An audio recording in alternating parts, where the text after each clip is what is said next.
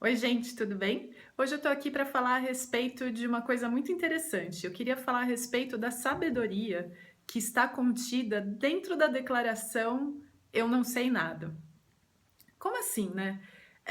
Quando a gente se coloca diante da vida, eu acho que até assim, se você está assistindo esse vídeo, se você acompanha esse canal, é porque de alguma forma existe algum tipo aí de inquietação, né? Algum tipo de inquietude, algum tipo de busca espiritual que te move a buscar outros tipos de respostas.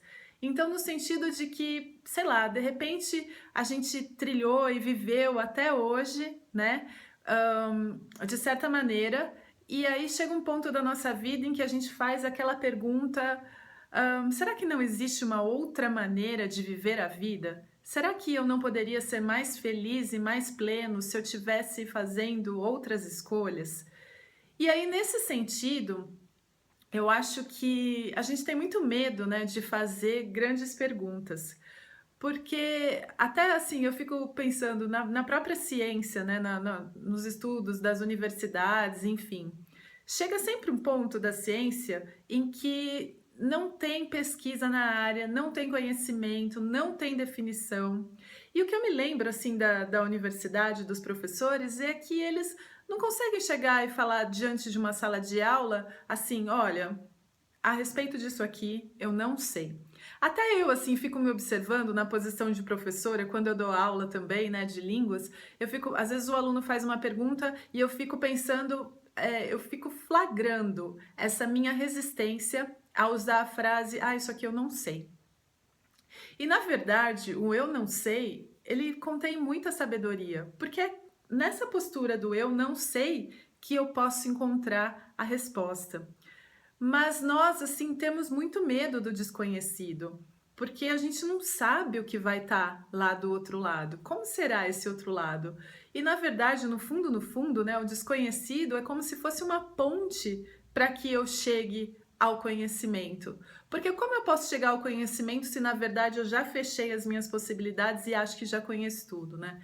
E ainda com relação a isso, eu fico pensando sempre assim nos nossos relacionamentos pessoais ou nas novas experiências que a gente se propõe a passar, né? Por exemplo, esse final de semana eu me propus a passar por uma experiência bem diferente das coisas que eu já tinha vivido. Então, para certos aspectos da vida, eu acho que a gente tem concepções de coisas que eu coloco como sendo, ok, vamos supor, para fazer uma refeição, então eu tenho que estar sentada, eu tenho que estar tranquila, eu tenho que estar calma, a refeição tem que ser assim, assim, assado, e de repente eu vivo uma outra, eu tô numa correria, sei lá, do dia a dia, e eu não vou ter tempo para sentar daquela maneira como eu imaginei, mas a minha refeição pode sim ser amorosa. Então eu posso acolher as condições do momento. Eu posso realizar as mesmas atividades, de repente com condições diferentes e me adaptando ao que está acontecendo.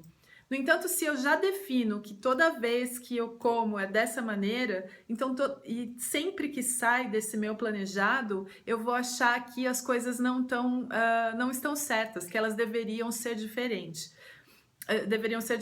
E outra coisa, né, por exemplo, aquelas pessoas que, sei lá, eu considero desagradáveis. Ai, nossa, aquela pessoa de novo, putz, ela vai, sei lá, nossa, sabe aquelas pessoas que têm mania de cutucar? Eu falo, ela vem aquela pessoa de novo, ela vai me cutucar. Ou seja, eu me coloquei na perspectiva de que eu já sei o que pode acontecer, e aí, quando eu encontro aquela pessoa, eu já travo o meu corpo, porque eu já fico esperando que ela vai me dar, eu já fico esperando o primeiro cutucão.